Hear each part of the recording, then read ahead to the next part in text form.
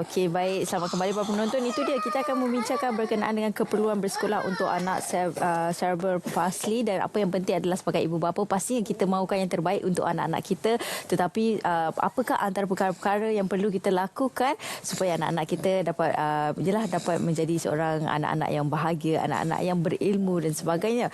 Dan juga bersama dengan kita di studio saya kenalkan iaitu Puan Rafidah selaku Presiden Gabungan Anak-anak Palsi Cerebral. Assalamualaikum Puan. Salam. Dan juga ditemani oleh ibu kepada adik Amsyah. Assalamualaikum Puan. Waalaikumsalam. Okey, Puan Nazihah ya, betul? Ya. Okey, dan juga adik Jana di ujung sana. Hai. Hello.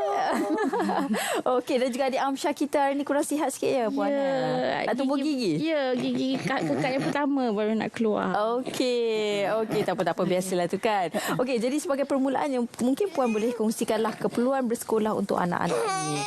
Silakan. Ya. Okey. Assalamualaikum. Terima kasih Surya. Ya. So untuk kanak-kanak cerebral palsy ni sebenarnya mereka ni seperti kanak-kanak lain juga, memang salah satu daripada hak asasi mereka ialah untuk mendapat pendidikan lah. Dan yang di sini ialah pendidikan yang berkualiti. Maknanya bukan setakat hantar pergi sekolah ke ataupun biar macam tu je kan. So cuma dekat Malaysia ni peluang untuk kanak-kanak CP ni untuk pergi ke sekolah ni sangat-sangat susah. Nah, sebabnya ramai yang tak terima anak-anak CP ni untuk masuk ke sekolah sebab dia sebab stigma dan juga sikap masyarakat lah terhadap komuniti CP ni, sebab dia rasa kalau cerebral palsy ni ialah terencak akal ataupun tak boleh belajar. Tapi sebenarnya semua kanak-kanak boleh belajar. Walau bagaimanapun dia punya keadaan. Bukan setakat CP sajalah. Yang semua kanak-kanak boleh belajar lah. Cuma cara kita mengajar, kita kena adapt kepada mereka punya keupayaan lah. Betul. Tu. Kiranya pendekatan tu perlu berbeza-beza lah kan. Berbeza dan juga tak rigid lah. Betul. Kalau macam sistem persekolahan kat Malaysia ni dia sedikit rigid lah, sebabnya dia mesti 3M kan, membaca, menulis, mengira dan boleh menguruskan diri sendiri. So macam kanak-kanak CP ni daripada segi nak membaca, kalau yang non-verbal yang tak boleh bercakap tu macam mana nak membaca kan. Betul. Maybe dia boleh membaca tapi cara dia lain. Betul. Dan juga nak menulis sebab dia orang ni ada masalah fine motor skill, motor halus. Jadi ramai yang tak boleh menulis. So kalau tak boleh menulis terus tak boleh diterima masuk sekolah. Padahal boleh. Dengan teknologi yang ada sekarang, dia orang boleh menaip, boleh banyak cara lain yang boleh digunakan lah. Macam tu. Okey, adik Jana. Wah, ni dah kali keberapa dah masuk TV ni? Wah, kali keempat. Ke sini ya. Ya. Wah, seronok tak masuk TV? Anak. Okey. Dan adik Jana, macam mana bila jumpa jumpa kawan-kawan dekat sekolah? Macam mana perasaan? Seronok tak? Seronok. Teachers baik tak? Baik. Okey. Buat sikit shout out ke teacher saya ya. Boleh. Teacher Nadia, Teacher Shan, Teacher Jan dengan Teacher Natasha. Okey. Okey. Hai teacher. Comelnya kan. Jadi itulah kita tengokkan bagaimana kegembiraan yang mereka tunjukkan kan. Dan juga adik Amsyah, berapa usia adik Amsyah? Dia pada tahun ni bulan 9 akan 8 tahun lah. 8 tahun. Jadi bagaimana adik Amsyah menyertai program grade? Puan, jadi bagaimana respon selepas menyertai program grade ni? Kami rasa sangat memperangsangkan. Sebab sebelum ni kita ialah duduk di rumah, terapi banyak kepada terapi fizikal. Dan kadang-kadang kita macam bila parents anak-anak CP macam ni lebih kepada terapi fizikal, terapi kan. So bila terapis cakap kita kena seiring pembangunan minda dan juga terapi. So bila dia pergi tu sangat memperangsangkan, dia pandai bersosial dah, berkawan, dan dia nampak sangat gembira pergi sekolah. Kan, sebab mereka perlukan tu juga kan. Maksudnya berkawan, bersosial, rasa gembira bersama dengan rakan-rakan. Itu yang perlu kita terapkan jugalah kan. Jadi sebagai mungkin Puan Rafidah boleh kongsi jugalah. Apa lagi antara perkara-perkara yang perlu kita lakukan sebagai Presiden Gabungan? Apa lagi perkara ibu bapa perlu ambil tahu supaya anak-anak ini diberi peluang, dan anak-anak ini juga perlu mendapat pendedahan lah sebenarnya. Okey. Satu ni melalui pengalaman saya sendirilah kan. Kanak-kanak CP ni dia perlu pergi sekolah bukan sahaja untuk belajar akademik tapi lebih kepada bersosial, berkawan kan, keluar daripada rumah dan berjumpa dan juga menunjukkan diri di masyarakat supaya masyarakat sedar akan kewujudan komuniti CP dan juga keperluan yang mereka perlulah. So sini kita nak lebih kepada memberi kesedaran dan membuka mata masyarakat termasuk juga ibu bapa anak-anak CP ni supaya beri mereka ruang dan peluang untuk belajar sebab kalau ahli GAP sendiri lebih daripada 80% ialah golongan B40. Jadi tu kita melalui pendidikan kita berharap supaya boleh mengubah kitaran kemiskinan tu kan, supaya yalah tak adalah kita berharap diorang ni bekerja gaji besar-besar ke, tapi lebih kepada independen kan. Macam kalau kita kata nak suruh diorang ni bekerja sebagai contohlah jadi cashier kan, jururuang pun kalau diorang tak ada pendidikan asas langsung, dia tak kenal nombor, dia tak kenal wang, macam mana dia nak kerja? So, benda tu memang kena bermula daripada awal, daripada basic.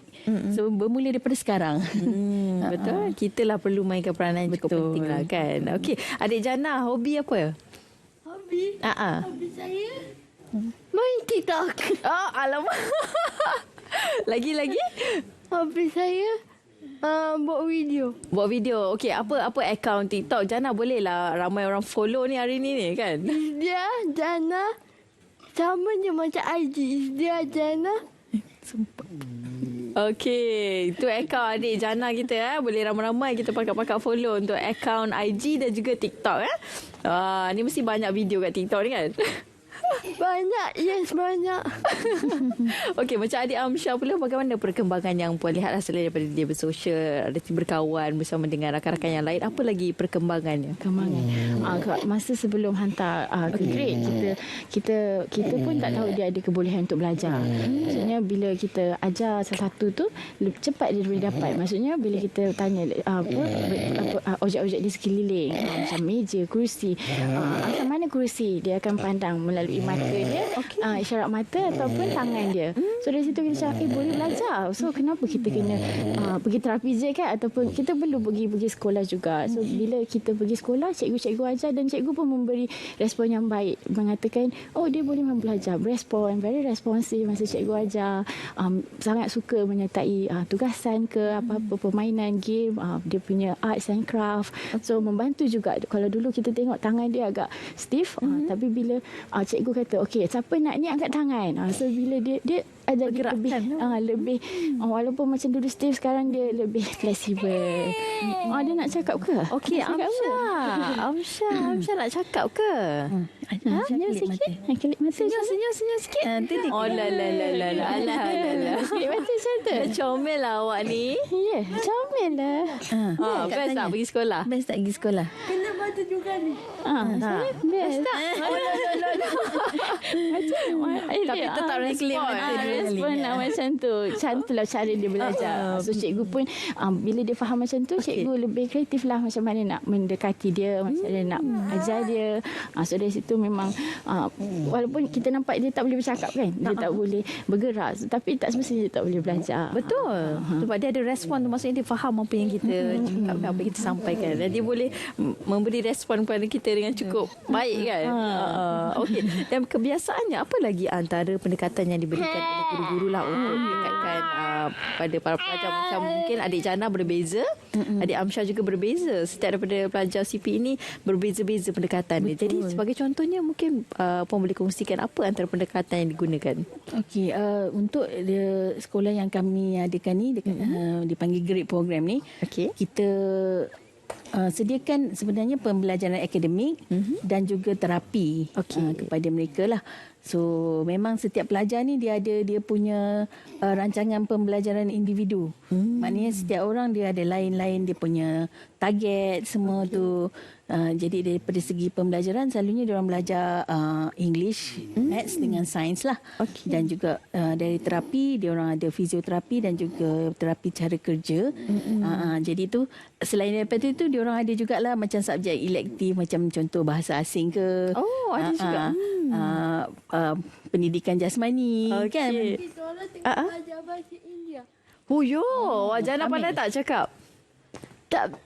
Tak pandai lagi, tak smooth lagi dah. Oh, baru-baru belajar. Baru belajar. Wow, itu dia. Okey. Jadi macam untuk mereka yang tak boleh menulis, kita guna iPad ke, dan kita guna banyak yang kita guna teknologi lah. Kalau yang low tech pun ada juga, macam kita gunakan stiker kan untuk instead of dia menulis, kita guna macam stiker, dia pilih yang mana jawapan dia kan ataupun susun untuk eja semua macam tu lah. Menarik juga tu kan. So kena Kreatif cikgu lah. tu kena kreatif lah.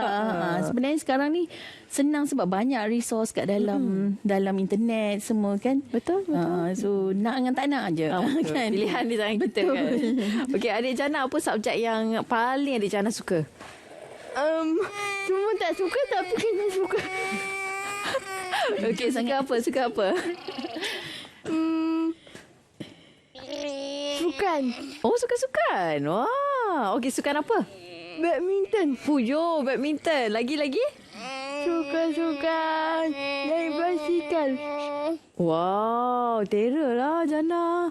Wah, nanti boleh ajar Boleh? Boleh ajar akak main badminton boleh? Okey. Okey. Dan kalau macam Puan lihatlah adik Jana sendiri, progresnya bagaimana? Daripada awal sehingga kini, bagaimana? Saya sebenarnya sebab program ni inspirasi dia ialah Jana dan kawan-kawan dia lah.